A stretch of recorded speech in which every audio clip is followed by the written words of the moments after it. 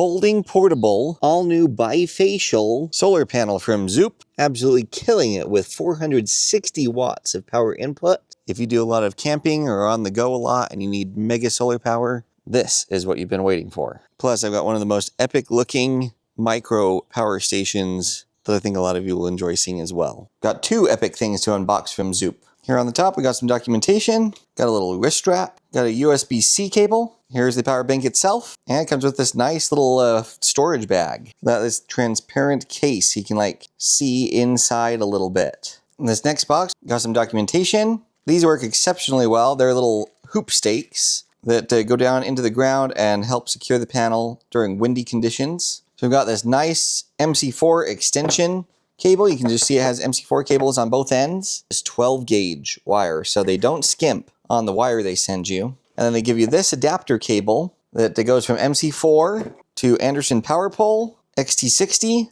and then this barrel connector on this end of this adapter. Then you can pop this off, and then you've got this barrel connector underneath that. And we have the solar panel in its bag. There is nothing that ships in the pocket. That's for the cables and stuff we just looked at. So this is the 480 watt kit I just unboxed. This is the 450 watt kit that I already tested and reviewed for you. I'll leave a link to that video down in the description, as well as the 350 watt model. Now, if I set them right on top of each other, the 450 watt kit is here on the top, and you can see the 480 watt kit is slightly wider. But if I turn the 450 watt kit 90 degrees, you can now see that it is almost identical in size to the 480 watt kit. So you're basically getting more power in the same footprint, getting this new 480 watt kit. Something that doesn't get enough attention in videos like this that I really want to emphasize is the carrying case for this panel. It's like this heavy canvas stuff. It's got the shoulder strap. We already talked about the pouch.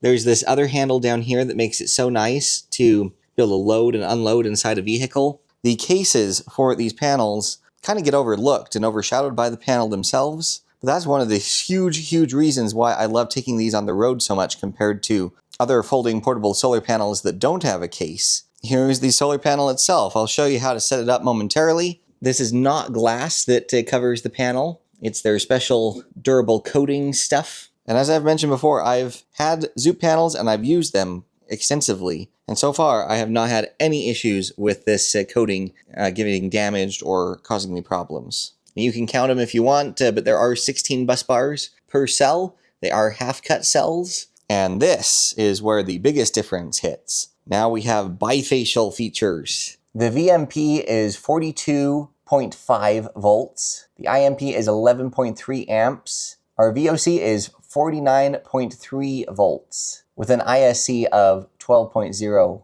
amps. And it is N-type solar cells. The other thing I totally love is how Zoop joins their two panels together. So you got these little junction boxes with a little piece of wire that they go through these grommets and jump between the panels. The thing I love about this is at the point where it bends and folds, if you were to ever mess this wire up and break it or something, it would, in theory, be feasible to just repair it yourself, or at least it would be possible to do that. So many of the folding portable solar panels have wires going through where they bend and they always fail and burn up, and then the whole panel is just garbage. And that's really frustrating when you've spent hundreds and hundreds of dollars and it fails, you know, the third time you use it. At least that's what happened with me. Maybe been used 5 times camping.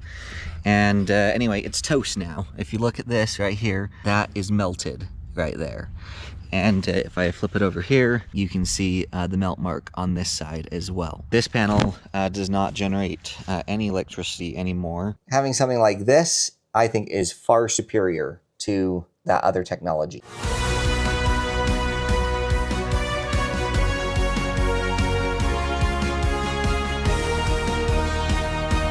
So I hope it came through on the video with how easy it is to deploy this solar panel. It's a gorgeous, bright, clear, sunny day. Let's see what the performance is like. We're gonna plug into this Bluetti Elite 300 and check it out, you guys, 450 watts. The panel is rated for 480 watts, but today is gonna be close to 100 degrees, so we've got a lot of heat, and heat is the enemy of solar panels. What I'm going to do though quick is just slide it forward a little bit because it's pretty close to that deep green grass, which shameless plug here. I will have a link down in the description to my lawn care playlist in case you guys want to see what I do to make the lawn look the way it does. Okay, pulled it forward a little bit, and that did make a meaningful difference. Look at that, we're up to 466 watts now. So does bifacial gain work on this? Absolutely it does. And if it was a cooler day, you could probably get even more performance out of it. Let's do some artificial shade testing now. Okay, before we start the artificial shade testing, I do need to show you we've got some high clouds coming in, affecting the sun just a little bit. Just so you can see we've dropped down to like 445 watts at the moment. That's just with that subtle cloud cover. Okay, first test is just partial shading on one of the panels,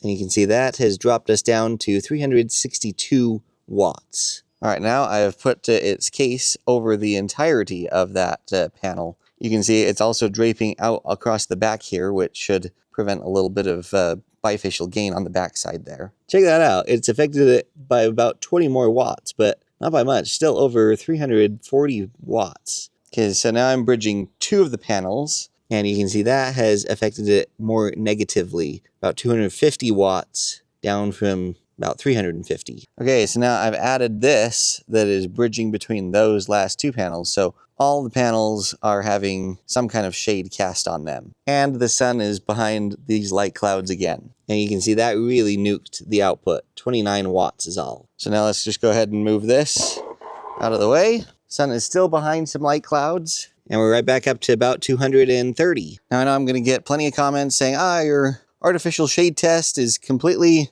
not real world. Here's a shade test. We were very shaded. We got this giant tree here. Got a teeny bit of sun, but generally speaking, this tree is so dense, we've mostly got 100% shade here. And as one would expect, 64 watts. And I think it's kind of dumb to do something like this in this much shade because the strength of this panel is being light and portable and easy to move. So if you're out camping or whatever and your RV is in a chunk of shade, this isn't like the solar panels that would be mounted to your roof or whatever. You would pick this panel up and move it right over there and place it purposefully in the sun to maximize your power harvesting. Now I want to show you something that's way underrated on these panels, and that is these stands. But I love that they're kind of stiff, right? So you don't have to latch them or anything. They just are friction fitted somehow so that you can just pull them out. They hold themselves up so that they're in place, ready to be laid down and to support the panel. But like when you're done and cleaning up, it's just a matter of pushing that back in, you're done, right? You don't have to secure anything or unvelcro anything or unsnap anything. You just push back and it holds it in place, you're done. The other thing that doesn't get much attention are these little orange bumpers. So nice, especially when you're in my situation like I'm sitting up here on the concrete. If it weren't for those, I'd be scraping off the nice powder coat on the frame on my hard concrete. The other really nice touch that I love is the easy disconnect MC4 connectors. Look at that, I could do it one-handed. So who is this solar panel for? This is for anyone who is on the road a lot, RVers, van lifers, tent campers like myself, like to go car camping, those kinds of people that need something that can be mega powerful, yet folds up, is lightweight, easy to take around. That is who this panel is absolutely perfect for. And I'll show you here. This is from my latest camping trip that I did. This is before I had this 480 watt panel, but you can see I have my two other ZOUP panels, and they are hands down my favorite solar solution for when I go camping. This is not the solution for people that are going to have a permanent or semi-permanent solar installation, at their house. You'd be much better off getting the legit glass solar panels that are a little more resilient. And I'll leave some links to some videos and some resources down in the description for where you could get some epic glass solar panels. Now don't underestimate the durability and strength of this ZOUP panel. This will handle weather. You can let it get rained on. And if you're on a prolonged camping trip, a couple weeks or whatever, this is still going to be a fantastic solution. This just isn't the best solution for 24/7, 365 stationary deployment, at your main place of residence. This is probably one of the coolest looking portable power units I've ever tested. On this end, we've got an AC power outlet, and on this end, we've got two Type A USB ports and two Type C ports. Pressing and holding both buttons turns the light on. Pressing and holding them again turns the light off. And if you press them both together fast, we get the strobe and we get SOS and off. Oh, by the way, I discovered that you can just push and hold the DC button to trigger the light as well. This high gloss makes it tricky to read, but it's 99.9 watt hours, so this is just barely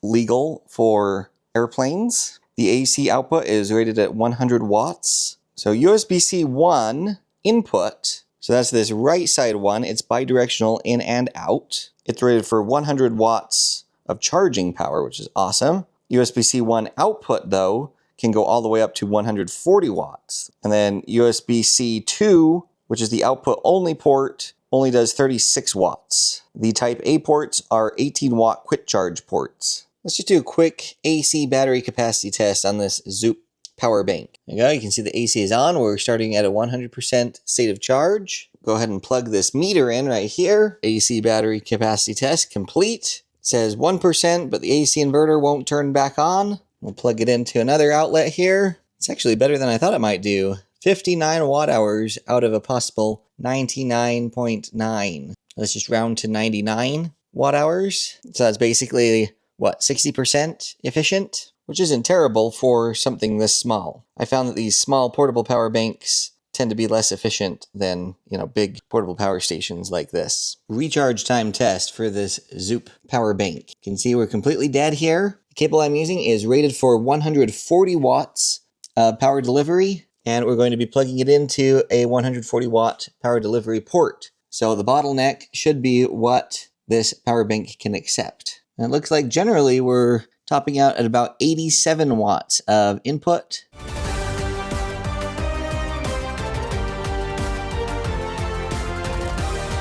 I've got my 140 watt power delivery cable hooked up to the 100 watt bidirectional port. It says we are outputting 93 watts. The power station I'm charging with it says 100. So anyway, very close to a full 100 watt output. Now I've switched it to the 36 watt USB-C output. At the moment, it's giving us only about 17 watts out. This power station is registering about 19 watts. What about simultaneous output? I've got USB-C charging this power station up here at about 20 watts. And I've got USB Type A charging my phone. And it's basically full. You might be able to see that it's green up there. So it is receiving power. What about pass-through charging? I've got a tiny little power brick plugged into the AC output. About 6 watts is going out and charging this power station right here. Let's plug this charging cable in here. So the output watts went away. Now we are charging, but looks like the AC inverter turned off. We're no longer getting power input on this power station. Let's try just seeing if the button does anything. Nope. So the inverter gets disabled when charging. But what does work are the USB outputs. So I'm charging here with 86 watts, and then I'm outputting on the 36 watt USB-C to this 21 watts. So pass through on the USB side works.